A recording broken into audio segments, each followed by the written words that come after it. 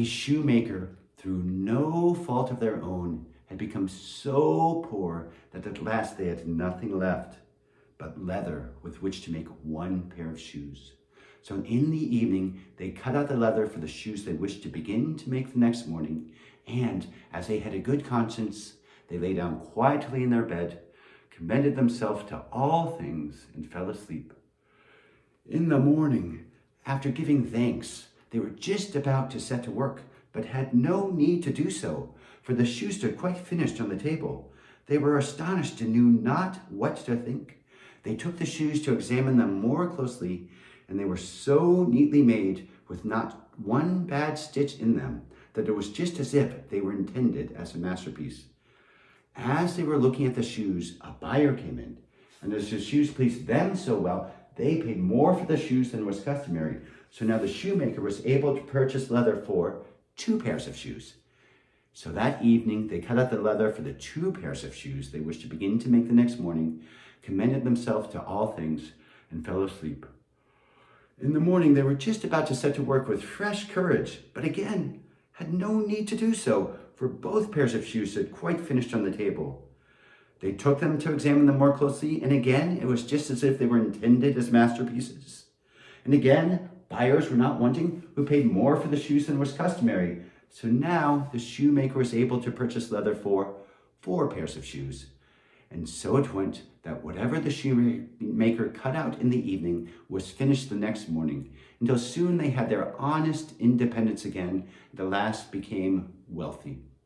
Now, one evening around the winter solstice, the shoemaker said to the knitter, who was their beloved and was so good at making clothes, "What say you we stay up this night to see who it is who lends us a helping hand?"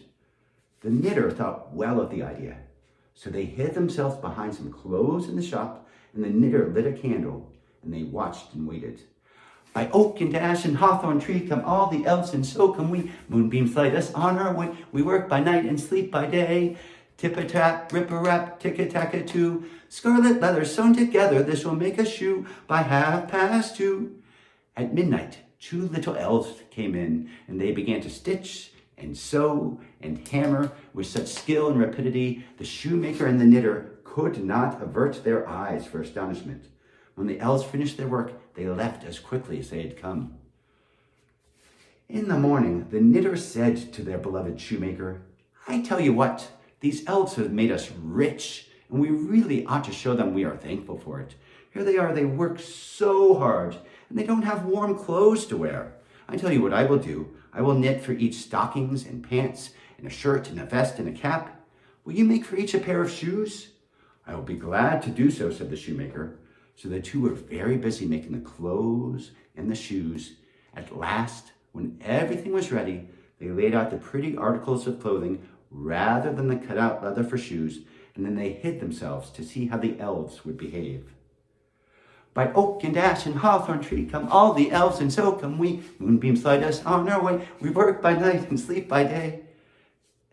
When the elves came in and saw the pretty articles of clothing rather than the cut-out leather for shoes, they first showed great astonishment, and then intense delight.